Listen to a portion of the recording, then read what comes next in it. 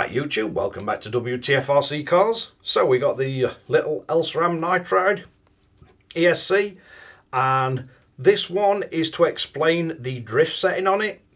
I know it's not really been marketed as a drift ESC, but it does have drift specific settings. So let's bring you in for a close-up look. I'll run you through menus and try and give you a bit of an explanation of what they actually do. And yeah, see how we go with this one. So for this one, we're going to be powered up. We're going to go into the main menu. So pressing all the two buttons till it goes into a settings menu. And then if we flick across through all those various settings, we get to this one that's drift. Now this is one that the drift guys requested for the team that make this thing. So basically, if we just quickly press and hold edit, you get onto the top setting, it starts flashing. And for this one, we can turn the actual setting on by setting anything from 60k downwards. So if we press and hold it, it'll zoom all the way down, and I believe it goes down to about 10.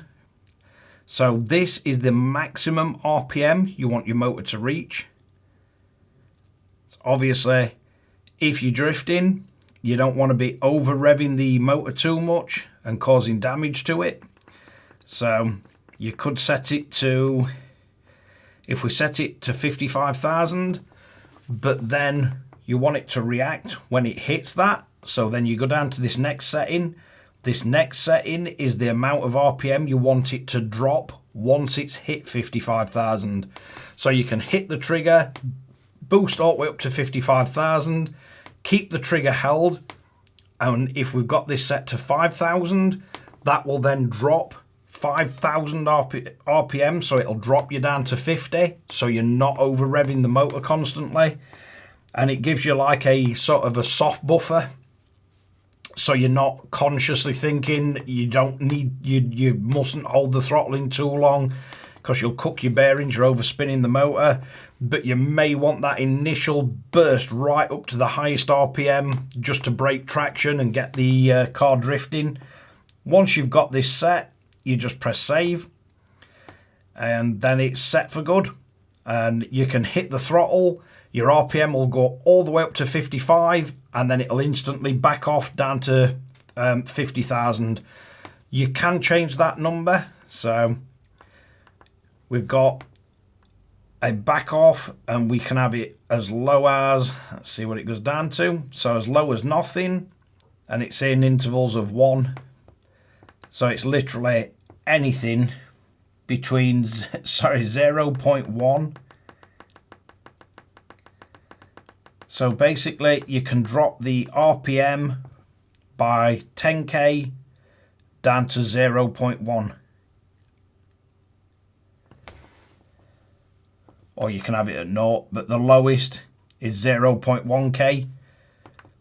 So you can set that buffer anywhere you like up to 10k. And it'll drop your RPM into a safer zone.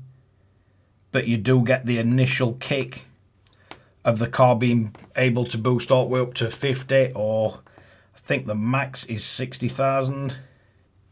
So we've got a ceiling of 60,000. The base setting is 10, and then we can drop it from 10,000 RPM all the way down to 0.1 once it hits that initial trigger. And if you want to turn it off, you can just disable it altogether. So to disable the drift setting,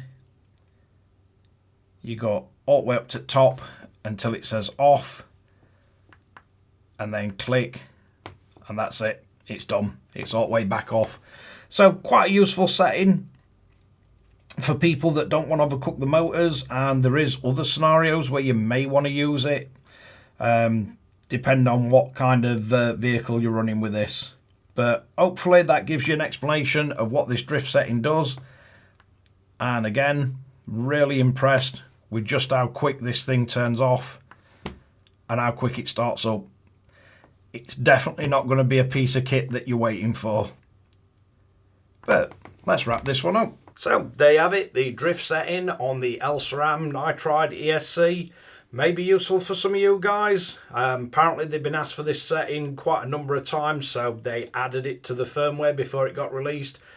As yet, still no information on whether you can upgrade the firmware yourself, but this is running firmware version 1.1, I believe. And these are how they are coming from Schumacher. So if you buy one of the ones from Schumacher in UK through RD Models or anywhere else that sells it, you should be getting that firmware anyway. So, thanks again for watching Wtf Rc Cars. Don't forget to like and subscribe, hit the notification bell, share to friends and family, and catch you guys again in the next one.